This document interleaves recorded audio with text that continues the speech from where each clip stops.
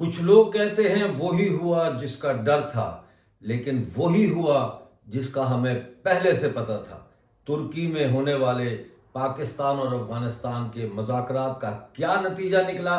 تھمبنیل پر تو آپ نے دیکھ لیا ہے، لیکن اس کی کچھ تیکھی ڈیٹیلز ہیں، باریک ڈیٹیلز، وہ آج کے پروگرام میں آپ کے ساتھ شیئر کروں گا، اور یہ بھی کہ کیا افغانستان اور پاکستان کے بیچ جنگ کا دوسرا دور شروع ہونے والا ہے۔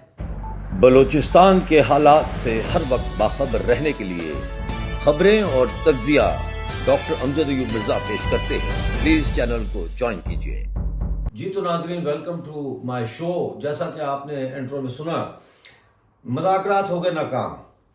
کل میں نے انڈین ٹی وی چینل پہ نیوز ایکس کے اوپر جو ہے وہ انٹرویو دیا تھا، پینل انٹرویو تھا، ظاہر ہے اس میں انڈیا کے ایکسپرٹس بھی آئے ہوئے تھے، کچھ جنرل وغیرہ بھی تھے، اور وہ بہت گہرائی میں اس کا تجزیہ کرنے کی کوشش کر رہے تھے کہ دیکھیں یہ افغانستان کے ساتھ ٹیررزم کا یہ ایشو ہے اور وہ ایشو ہے، اور پاکستان کے اندر ٹیررزم ہے۔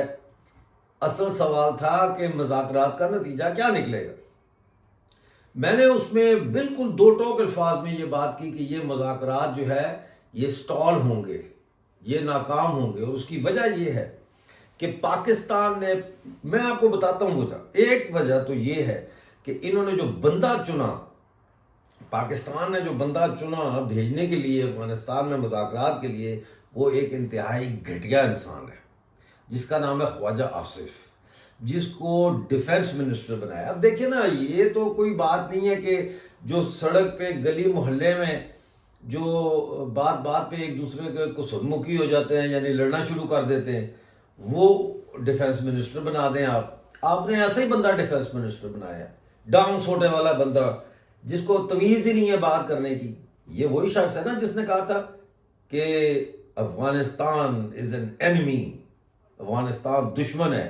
پھر اس نے بیان اس کے بعد ایک اور دیا تھا کہ پاکستان اور افغانستان کے ساتھ کبھی دوستی نہیں ہو سکتی، اور مذاکرات کے دوران کیا بیان دے رہا ہے، مذاکرات چل رہے ہیں استنبول میں، اور یہ بیان دیتا ہے کہ مذاکرات اگر ناکام ہوئے تو پھر کھلی جنگ ہے، اوپن وار۔ اچھا، میں نے پھر جواب دیا تھا اس کو، میں نے کہا کھلی جنگ ہے تو آ جاؤ، پھر ہم ادھر بھی کھلی جنگ ہے، افغان ڈرتا نہیں ہے کسی سے، یا پشتون فار دیٹ میٹر۔ تو مذاکرات ہو گئے ناکام۔ رات بات ہو رہی تھی میری ایک انقلابی شخصیت سے، تو وہ مجھے بتا رہے تھے کہ جناب رات کو یہ آ گئی تھی خبر کہ مذاکرات ہو گئے ناکام، اور ملا یعقوب نے جو ہے وہ بےزتی بڑی کی ہے خواجہ آصف کی، مطلب ہے لفظوں سے اس نے کہا کہ یہ افغانستان جو ہے، آپ افغانستان سے بات کر رہے ہیں جس نے 52 کنٹریز کا مقابلہ کیا ہے، 52 ملکوں کا مقابلہ کیا طالبان نے، اور ان کو ہم نے شکست دی ہے، اور اس وقت ہماری حکومت وہاں پہ قائم ہے۔ تو آپ ذرا گفتگو کرتے ہوئے تھوڑا اپنے لہجے کا دھیان رکھیں۔ یہ ہوا تو یہ بار بار کہتے ہیں جی وہاں دہشت گرد ہیں، دہشت گردوں کے کیمپ ہیں۔ وہ کدھر ہے دہشت گردوں کے کیمپ؟ آپ کو ایک بات بتاؤں بڑے مزے کی، اورک زئی کے اندر، یہ مجھے انقلابی نے بتایا ہے، اورک زئی کے اندر جو داعش کے کیمپ ہیں، ملا یعقوب نے کہا جی اسکرین لگاؤ ادھر، ہیں جی، اور اسکرین کے اوپر جو ہے یہ دکھاؤ ویڈیو۔ وہ اورک زئی کی ویڈیو انہوں نے وہاں چلا دی جس میں داعش کے کیمپ انہوں نے دکھائے۔ تو پھر کہتے ہیں وہ ترکی کے جو بیچ میں میڈیٹر تھے، انہوں نے کہا جی چھوڑیں، دونوں مسلمان ہیں آپ۔ تو انہوں نے کہا اچھا آپ کو بھی یاد آ گیا کہ ہم مسلمان ہیں؟ اس وقت آپ کو یاد نہیں آیا جب آپ نیٹو کے ساتھ ملے ہوئے تھے، تو طالبان کو، افغانستان کے طالبان کو اچھی طرح پتا ان کا دوست کون ہے اور دشمن کون ہے۔ اور وہ انقلابی مجھے کہتے ہیں میں ابھی ہو کے آیا ہوں کابل سے، وہ کہتے ہیں میں کابل سے ہو کے آیا ہوں، وہ کہتے ہیں ڈاکٹر صاحب آپ یقین نہیں کریں گے کتنا امن ہے کابل میں، دکانیں کھلی ہیں، لوگ اسی طرح پھر رہے ہیں، یہ پروپیگنڈا کر رہے ہیں کہ جی ایسے عورتوں کو ٹریٹ کریں، ویسے عورتوں کو ٹریٹ کریں۔ مجھے کہتے ہیں آپ جا کے خود دیکھ کے آئیں، خود دیکھ کے آئیں آپ۔ نہ کسی کو وہ کہتے ہیں داڑھی رکھو، نہ کہتے ہیں داڑھی نہ رکھو، اپنے کام سے کام ہے سب کا۔ وہ افغانستان کی اس وقت جو ہے نا طالبان، وہ افغانستان کی ڈیولپمنٹ کے اوپر ان کا سب سے زیادہ انحصار ہے۔ بہرحال انہوں نے کہا کہ جب یہ ویڈیو چلائی تو ملا یعقوب نے کہا کہ آپ بھی ویڈیو چلاؤ. مطلب یہ میں تھرڈ پرسن کی آپ کو بات سنا رہا ہوں. تو ان کے پاس تو کوئی ایویڈنس. انہوں نے کہا آپ کہتے ہیں طالبان کے ٹھکانے ہیں افغانستان میں, کدھر ہیں کدھر ہیں بتاؤ, ایویڈنس دو. ہم نے تو دے دیا ایویڈنس. تو اس کے بعد ان کا اصرار تھا کہ جو بارڈر ہے افغانستان پاکستان کا تو کوئی بارڈر ہی نہیں ہے, تو بارڈر پر بات کرو. تو کیا ہے, یہ بارڈر تو ادھر جاتا ہے دریائے کابل کا, وہ جو اٹک کا ہے وہاں تک جاتا ہے, خیر آباد تک. تو کرو بات ہمارے ساتھ. تو یہ بات چیت نہیں ہو سکی. اور میں آپ کو بتا رہا ہوں نا کہ مذاکرات کے لیے ایک پراپر ٹرین پروفیشنل نیگوشیٹر کو بھیجا جاتا ہے. پاکستان کے پاس وہ ہے ہی نہیں, کیونکہ پاکستان ہے تو کبھی نیگوسیشن پیس کے لیے کی نہیں. انہوں نے تو بم مارے ہیں, بم, ادھر بم ادھر بم ادھر گولی, تو ان کو تو تمیز ہی نہیں ہے بات کرنے کی امن کے ساتھ. ان کے اندر وہ شائستگی ہی نہیں ہے جو ایک نیگوشیٹر کے اندر ہونی چاہیے. تو یہ مذاکرات کا دور ناکام ہو گیا ہے اور بے نتیجہ رہے. میں شروع سے کہہ رہا ہوں, جب تک ڈیوریڈ لائن کا ٹیبل پہ بیٹھ کے بات نہیں ہوگی, ڈیوریڈ لائن 1 پوائنٹ ایجنڈا. دیکھیں میں ہمیشہ کہتا ہوں اتنی لمبی لسٹ ڈیمانڈ کی نہیں ہوتی, بنانی چاہیے کہ یہ بھی کریں یہ بھی کریں یہ بھی کریں یہ بھی کریں. یہ کوئی طریقہ نہیں ہے. ٹھیک ہے, آپ سنگل پوائنٹ ایجنڈا رکھیں, سنگل پوائنٹ ایجنڈا, ڈیوریڈ لائن. دیر از نو سچ تھنگ ایز ڈیوریڈ لائن. ہماری زمین واپس کرو, آپ اپنا پنجاب میں جو کرنا ہے کرو, کوئی ٹینشن نہیں ہے. آپ مجھے بتائیں, جب سے 2021 15 اگست سے طالبان اقتدار میں ہیں, انہوں نے خود اپنی فوج کسی ملک میں بھیجی ہے؟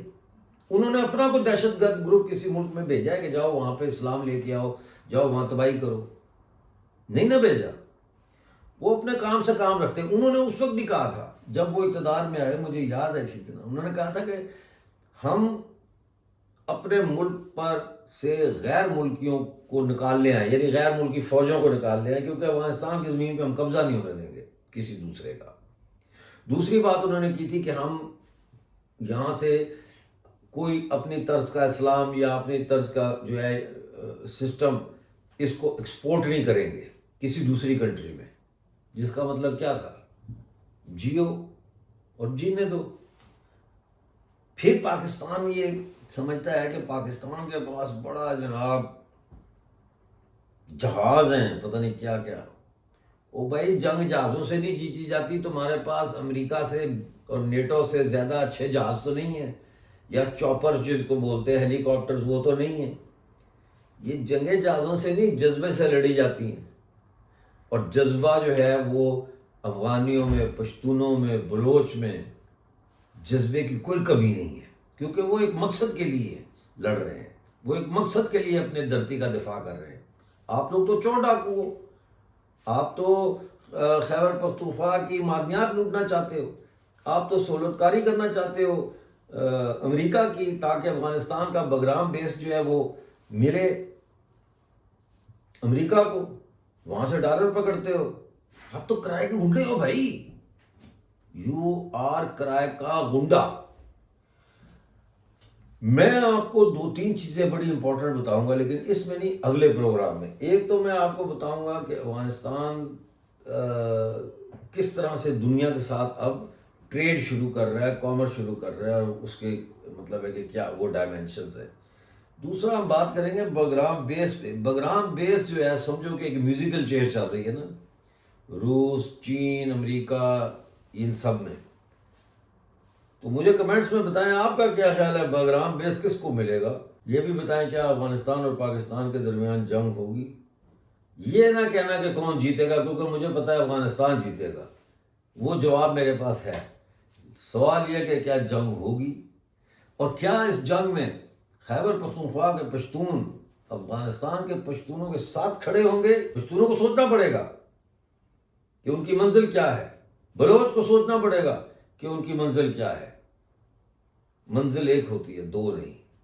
آپ ایک ٹائم پہ ایک ہی منزل کی طرف جا سکتے ہیں, آپ ایک ٹائم پہ 2 منزلوں کی طرف نہیں جا سکتے.